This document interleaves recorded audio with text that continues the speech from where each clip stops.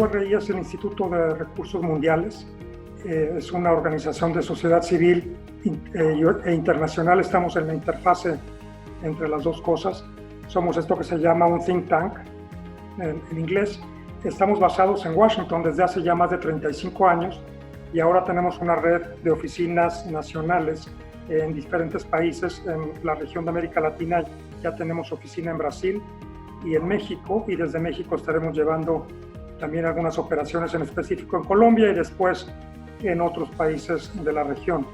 Igual que estas, hay oficinas en la India, en Indonesia, en China, en Addis Abeba para todo África, en La Haya para Europa y también en Turquía, en Estambul.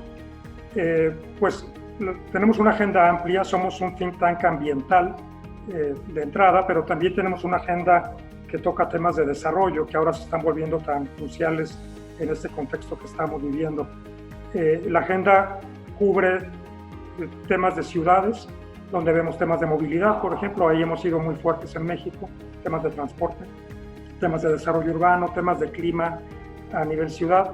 Tenemos también una agenda de bosques, donde somos también bastante reconocidos porque tenemos una serie de herramientas de visualización, por ejemplo, de temas de deforestación, de degradación forestal y degradación de suelos, de agricultura. Ahí yo creería que son las agendas más fuertes: ciudades, esta de bosques y la agenda de cambio climático. Además de eso, también estamos trabajando en temas de energía, de agua, de alimentos y recientemente en océanos. Estamos también entrando al tema de océanos porque pues, no podemos llamarnos Instituto de Recursos Mundiales ignorando ese gran recurso que tenemos en los océanos, ¿no? En todo el mundo, que además se está contaminando de manera muy rápida. Tenemos cerca de, pues ya más de 1,000 personas trabajando en la organización en todo el mundo. Sobre todo la operación está en Estados Unidos, pero ya estamos creciendo igual por todos lados.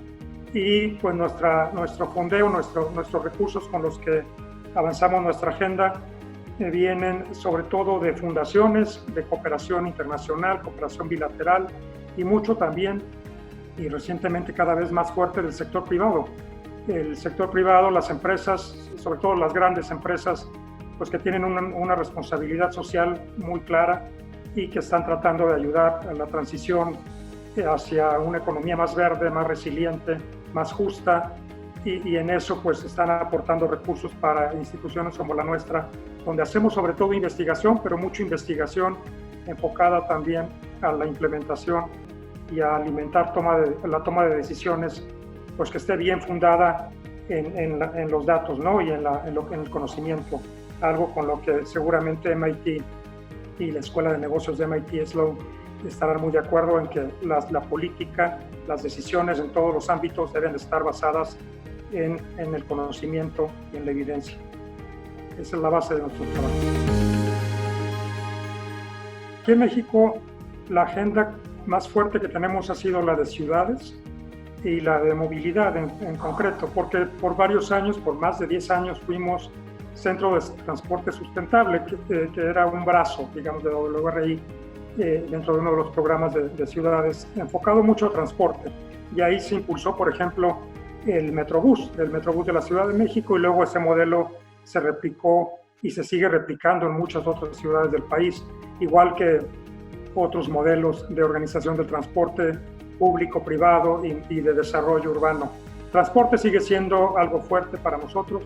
Ahí tenemos mucho reconocimiento de marca, diríamos, a pesar de que ahora desde hace casi 4 años nos volvimos ya formalmente WRI, y por eso ya estamos desarrollando los otros programas. Creo que está creciendo mucho nuestra agenda en clima, en cambio climático y energía, que es de la que yo me hago cargo junto con un equipo de colegas, y lo mismo la agenda de bosques. Esas dos creo que están adquiriendo cada vez mayor relevancia, porque hay un espacio, me parece, aquí en México en esos temas. Si bien hay otras organizaciones que tienen ya bastante tiempo haciendo cosas, pues todavía hay un espacio para el tipo de cosas que nosotros podemos aportar, que son herramientas de visualización, construcción de plataformas, construcción de consensos también entre actores, y aportar datos, investigación rigurosa, que es en lo que creo que somos reconocidos. Tenemos criterios para publicar muy estrictos, prácticamente todo lo que está a disposición del público en nuestras páginas ha pasado por el proceso de revisión de pares, es arbitrado, son publicaciones pues, que están a nivel de una publicación científica de cualquier organización académica. Creo que ahí estaremos creciendo todavía más, por lo que veo. Es un año difícil por la confluencia de las crisis de salud y luego la crisis social, económica, y a eso agregamos la crisis climática, que ya se vuelve evidente que es una emergencia global. Con todo, creo que hay buenas expectativas para consolidar los programas en los que estamos trabajando en México, y creo que esas ciudades, el tema de bosques y el tema de clima y energía, pues seguramente se estarán fortaleciendo en nuestro caso, lo que hacemos en México y en Colombia en concreto desde acá, desde México. Mira, la Semana de Energía fue parte de una iniciativa un poco más grande que llamamos Revolución Sostenible, y es una serie de diálogos que impulsamos desde WRI México para, en este contexto que platicábamos de crisis, hablar pues, de la recuperación, la resiliencia y la equidad, ¿no? Esos temas que son tan importantes cuando estaremos tratando de impulsar medidas, acciones políticas para salir de la crisis mejor de lo que entramos, digamos, con un panorama que nos lleve más hacia la equidad, la resiliencia y también hacia atender temas de sostenibilidad. En esta iniciativa, que duró más de un mes, todavía no termina, de hecho termina apenas la próxima semana, el 21 de julio, tenemos un evento de cierre de muy alto nivel. Estamos discutiendo temáticas diferentes, y en una semana en particular que tú comentas, como bien sabes, porque además ustedes fueron aliados de ella, hablamos de temas de energía. Ahí tuvimos en concreto 3 eventos, un diálogo que llamamos de alto nivel entre actores como la senadora Xóchitl Gálvez, que estuvo ahí muy activa participando. Tuvimos al secretario ejecutivo de la Organización Latinoamericana de Energía, la OLADE, que está basado en Quito, y tuvimos a Katia Puga, que fue hasta hace poco subsecretaria de Planeación y Política Ambiental en Semarnat. Ellos 3 en una mesa que moderó Adrián Fernández, director ejecutivo de ICM, de la Iniciativa Climática de México, pues hablaron a grandes rasgos, yo creo que de los 3 temas cruciales en los que cada uno de ellos es especialista. La OLADE hablando más del tema técnico, económico, un poco en la región, cómo el tema energético, pues con todas las complejidades que tiene, pues va avanzando, pero tal vez no al ritmo que debiera, entendiendo que pues, hay compromisos muy fuertes de prácticamente todos los países de la región, de tener una mayor penetración de energía limpia, renovable, eficiencia, de ahora al 2030 para cumplir con sus metas climáticas. La senadora hablando mucho del tema político, hablando de México en concreto y lo que está pasando con la política energética en nuestro país, que pues para lo que su apreciación, y creo que compartida por muchos, pues está en un periodo no ideal, digamos, hay ciertos retrocesos. Si lo que buscamos es un avance en la transición energética para que esté acorde con las metas climáticas, ambientales y de sostenibilidad que todos compartimos, los objetivos de desarrollo sostenible en concreto. Y Katia Puga hablando un poco más de lo social, entonces fue una mesa muy bien balanceada, creo yo. Los temas sociales no los podemos olvidar, y ella nos comentaba algunos datos impresionantes respecto a cómo la pandemia está afectando a los más pobres, ¿no? El 71% de los que han muerto por el COVID son gente que tenía solamente primaria o ni primaria siquiera como nivel de estudio, lo que nos habla de que es la gente más pobre, más vulnerable, que es la misma que está siendo afectada por las demás crisis, la económica, la social y obviamente por la crisis climática.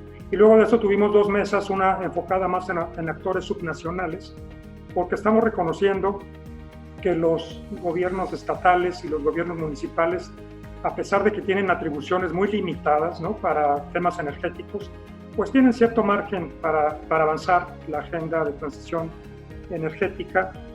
Pueden instalar capacidad de generación, pueden comprar su propia energía o la de las empresas que ahí están asentadas, pueden invertir mucho en eficiencia energética o establecer políticas claras para mejorar eficiencia energética, por ejemplo, en el sector de la construcción. Y hablamos con ellos, con actores subnacionales, muy interesante ese diálogo, porque nos platicaron los estados, las ciudades que están haciendo, y no lo hacen en muchos casos por razones ambientales, lo hacen porque tiene beneficios económicos directos para los estados, para las ciudades, y tiene también muchas ganancias sociales, obviamente. A ellos les preocupa generar empleo, les preocupa atraer inversiones, les preocupa también la calidad del aire que respiran, ¿no?, en sus estados, en sus ciudades, y todo eso va aparejado, esas mejoras, con mejoras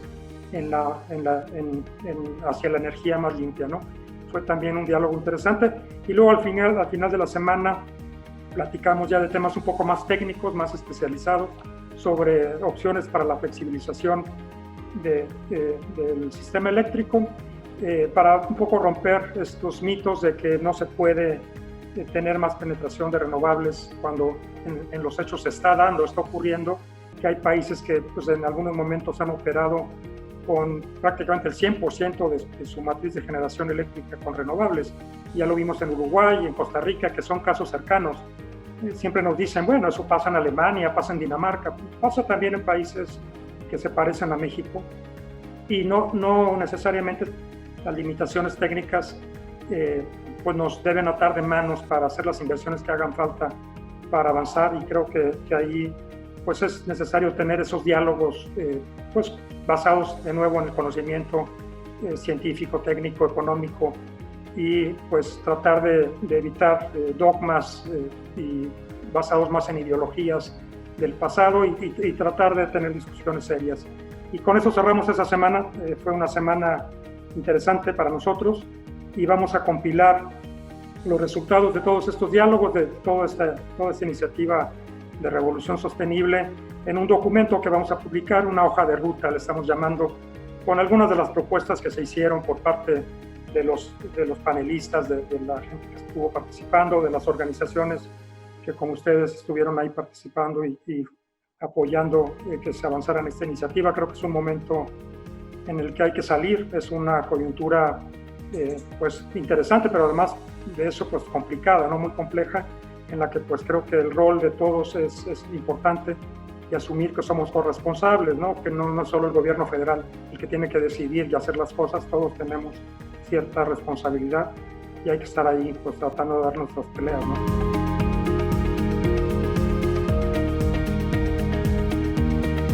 Ese es un tema que se tocó mucho en las mesas que tuvimos durante el diálogo, esto de la revolución sostenible. Pues hablan gente como Alicia Bárcena, por ejemplo, que estuvo participando en una de las primeras mesas, Helen Mountford, que es nuestra vicepresidenta de Economía y Cambio Climático, gente de ese nivel, Julia Carabias, en fin, hablan de un cambio sistémico. Hay que cambiar muchos sistemas, ¿no? El sistema financiero, el sistema energético definitivamente, el sistema de consumo y el sistema alimentario. Yo creo que esos están en el centro de todo, y llegar a esos niveles es un esfuerzo significativo. El IPCC, el Panel Intergubernamental de Cambio Climático, que es pues el órgano científico detrás de todas las decisiones en materia climática y de las negociaciones que han tenido lugar ya por muchos años, ya más de 25 años, es muy claro en que para lograr una meta de calentamiento global que no rebase 2 grados centígrados, idealmente 1.5, porque más allá de eso pues ya están en riesgo muchos los ecosistemas y muchos otros sistemas de los que dependemos los humanos para subsistir. Para lograr eso habría que reducir las emisiones a la mitad de aquí al 2030, en un plazo muy corto, y a emisiones netas cero, como mencionas, al 2050. Va a requerir un cambio fundamental en cómo consumimos, cómo producimos.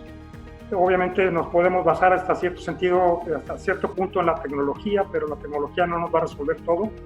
Seguramente habrá también que cambiar mucho nuestros patrones de consumo y volvernos más sostenibles, impulsar mucho esta idea de la economía circular, ¿no? Cerrar estos círculos de los materiales, ¿no? Para romper estos modelos lineales que hemos tenido ya por muchos años, en los que extraemos, producimos, consumimos y luego desechamos. y ahí se quedan otra vez los materiales que a veces tienen o podrían tener mucho valor, todo lo que desechamos, y volverlos estos ciclos, ciclos realmente, círculos en los que se cierren estos patrones de producción, y también reducir nuestro consumo. Nosotros en México emitimos en promedio cada ciudadano cerca de 6 toneladas de gases de efecto invernadero, sobre todo dióxido de carbono y otros gases. Tendríamos que reducir nuestras emisiones per cápita pues a 2 toneladas para mantenernos en 2 grados centígrados y luego a neto cero, como dices. Pues eso implica muchos cambios. Y pues sí, nosotros tenemos muchas propuestas en todos los temas en los que trabajamos, pero seguro pues habrá que, como yo decía al principio, hacer cambios paradigmáticos, cambios sistémicos, pues revoluciones. Por eso le llamamos revolución a esto, porque realmente sin una revolución en la manera en que producimos y consumimos, yo creo que es difícil lograr cumplir con esas metas. Muy bien, Andrés. Y en otro tema, cuéntame, ¿qué papel tienen las empresas ante los retos ambientales? ¿Cómo crees que pueden mejorar? Pues están haciendo muchas cosas y yo creo que seguramente van a hacer otras más cuando reconozcan que hay oportunidades incluso. Nosotros tenemos un reporte reciente de la Comisión Global sobre Economía del Cambio Climático, de la que WRI es secretariado a nivel global, que habla de una oportunidad de 26 billones de dólares que se crea por nuevos negocios, por este cambio en tecnologías, porque hay oportunidades alrededor de la transición en todos los sectores y la transición en el sector energético. Yo hablaba de cambios en los modelos de negocio, movernos hacia la circularidad. Creo que ahí hay una gran oportunidad que ya están viendo muchas empresas, incluso en México. Se están creando clústeres donde se incentiva esta circularidad y cerrar los ciclos de los materiales. Muchas están también priorizando el componente ambiental y el componente social en sus estrategias corporativas. Yo creo que están reconociendo que las empresas tienen una función más allá de la utilidad. Eso no es nuevo, pero lo están ya volviendo parte de su core, ¿no? De su negocio, el volverse ambiental y socialmente responsables, que además incluso les puede generar negocio, nadie está peleado con eso, a veces mejora su imagen y mejora también sus ventas, no hay ningún problema con eso, y lo están haciendo muchas empresas, incluso en México, entendiendo que tienen una función también relacionada al bienestar de la sociedad. Muchas están invirtiendo también en sus cadenas de suministro. Nosotros tenemos una iniciativa que hemos impulsado junto con otras organizaciones que se llama Metas Basadas en Ciencia, Science Based Targets. Ya tenemos más de 700 empresas en el mundo que han comprometido metas de reducción de emisiones alineadas a 2 grados centígrados de calentamiento o a 1.5 grados centígrados. Y con estas metas, en algunos casos se limitan a su operación únicamente, pero en otros extienden las metas a toda su cadena de suministro, a sus proveedores y después a quienes consumen los bienes que ellos generan, en el caso de que generen bienes que son insumo para otras empresas.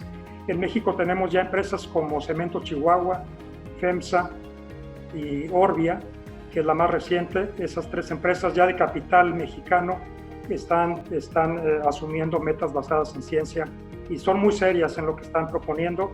Se tardaron un poco estas empresas en ya comprometerse porque querían estar seguras de que lo que firmaran lo podían implementar.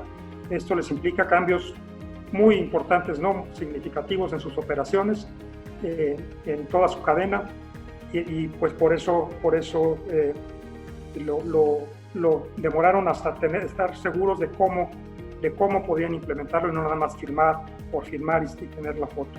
Hay otras muchas empresas que están en México, que tienen operaciones acá, pero no son empresas de capital mexicano, ¿no? Hay muchísimas empresas, 700 que yo menciono, que ya firmaron SBTs, que son empresas transnacionales.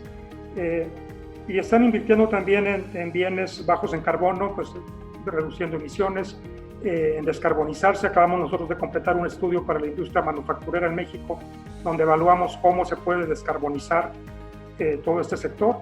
Es un estudio que estamos por publicar apenas, y pues se habla ahí de las medidas clave que están sobre todo en temas de eficiencia energética, donde hay ganancias además. Las empresas invierten, obviamente hay que invertir, hay que desembolsar, pero los periodos de recuperación en eficiencia energética son a veces de 3 años, 4 años, son inversiones que se pagan solas. Incluso sin cambio climático habría que hacerlo, ¿no? Cambios también hacia mayor eficiencia, descarbonizarse en la energía, sobre todo que consumen, a veces generar su propia energía renovable, y también en transporte creemos que hay un gran potencial. Muchas empresas pues tienen dentro de sus operaciones algunos incluidos algunas operaciones que tienen que ver con transporte de bienes, de insumos, de mercancías. Entonces ahí también hay un gran potencial para reverdecerse. Hay muchas cosas que se pueden hacer, depende de cada caso particular, pero pues hay muchas cosas, inversiones que en general pues terminan recuperándose, porque son pues, cosas que hacen sentido también económico, porque ayudan a la eficiencia y a la competitividad de las empresas.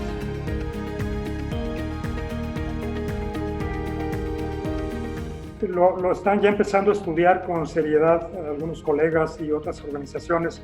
Parece que hay un cambio que nos ha hecho ver que pues, mucho del trabajo que estamos haciendo, sobre todo en organizaciones que no dependemos de estar moviéndonos o estar en una fábrica o en interacción diaria, podemos hacer teletrabajo, ¿no? Y eso está descubriendo que en algunos casos puede ser incluso más eficiente, ¿no? Para algunas organizaciones, y a lo mejor va a revolucionar la manera en que trabajamos después de que salgamos de la crisis de salud en la que estamos en este momento.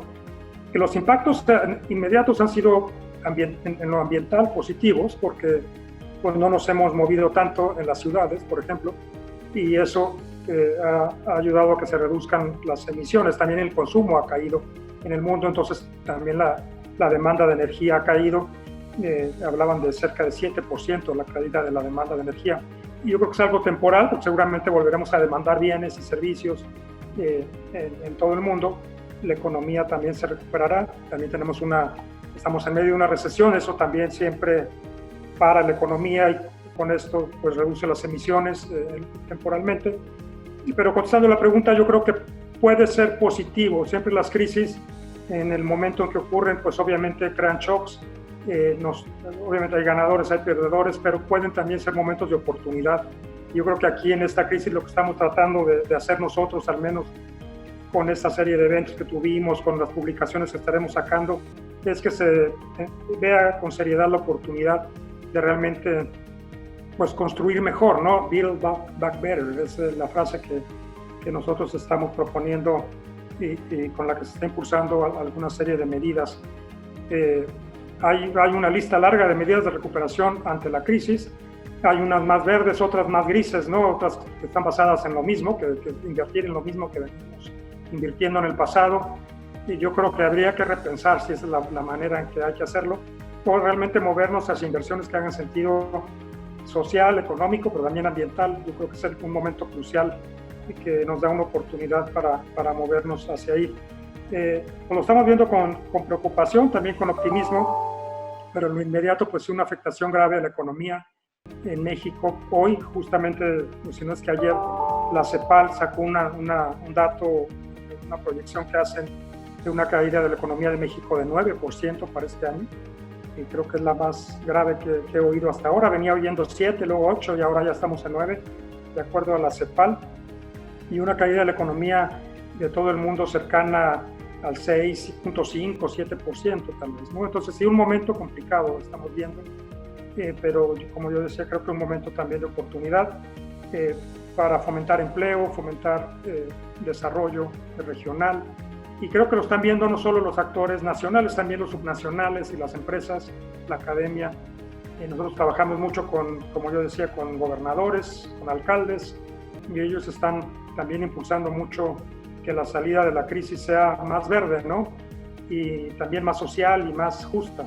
Entonces todo eso combinado pues en una salida en la que pues tratemos de también abordar los temas sociales, combate a la pobreza, falta de inequidad, falta de acceso a recursos, a energía, en fin. Creo que esa es la oportunidad que se nos presenta y ojalá que la materialicemos, ¿no?, en todo el mundo. Las empresas son entes que innovan, ¿no? Por definición, son innovadoras. Yo creo que tienen un rol fundamental, ¿no? El combate al cambio climático, que es la siguiente crisis que viene después de que pasemos estas que son más bien coyunturales. El cambio climático y lo que nos impacte va a ser una crisis seguramente mucho más grave, aunque en un plazo más largo también, tal vez no la sintamos tan de golpe, pero seguro mucho más grave que lo que estamos viviendo. Y las empresas pues van a ser proveedoras de soluciones para salir y tratar de enfrentar, de prevenir incluso, que sería mucho mejor, esa gran crisis que viene. Y ellas lo saben, las empresas están asumiendo compromisos, están muy presentes en las negociaciones internacionales, tratando pues, de influir en que la política, porque la política pues, también tiene mucho que ver en innovación, empuja mucho, puede empujar mucho, si es la política adecuada, ¿no?, la política pública, a la innovación, pues también ellos tratando de empujar a que la política pues, les obligue a moverse más rápido, ¿no? A veces las curvas de aprendizaje para algunas tecnologías son muy largas, pero yo creo que ahorita pues, es tiempo de un cambio radical, ¿no? Y yo creo que lo que viene más pronto es la electrificación. Seguro ahí vamos a ver cambios muy, muy fuertes en electrificación del transporte y de muchos procesos de producción. Creo que ahí las industrias que se muevan primero van a tener una ventaja competitiva. México es productor de automóviles, por ejemplo, y no veo que nos estemos moviendo tan rápido como debiéramos a tener ya líneas de producción de automóviles eléctricos o de autobuses eléctricos. Ahí viene un cambio muy, muy fuerte, yo creo, en electrificación, en descarbonización en general, en establecer procesos que sean menos intensivos en energía y también, pues obviamente, más descarbonizados. En eficiencia energética también yo creo que habrá un cambio sustancial a nivel global. Y en nuevos modelos también estamos viendo que se está ocurriendo mucho la digitalización, por ejemplo, en temas eléctricos, estos modelos de economía compartida en transporte, ¿no? Porque pues ya la gente los jóvenes más jóvenes, como ustedes, por ejemplo, los ya millennials, ya no aspiran a tener un vehículo, lo que quieren es tener movilidad, ¿no? Y si la movilidad se las da otro medio como el Uber o alguna cosa así, pues a eso van. Entonces están cambiando también los patrones mentales y creo que los negocios pues tienen ahí, el sector privado, un rol importante que jugar y seguro lo van a jugar porque hay oportunidades, ¿no? Incluso para que haya nuevos negocios, para que haya también ganancias y pues oportunidades para todos.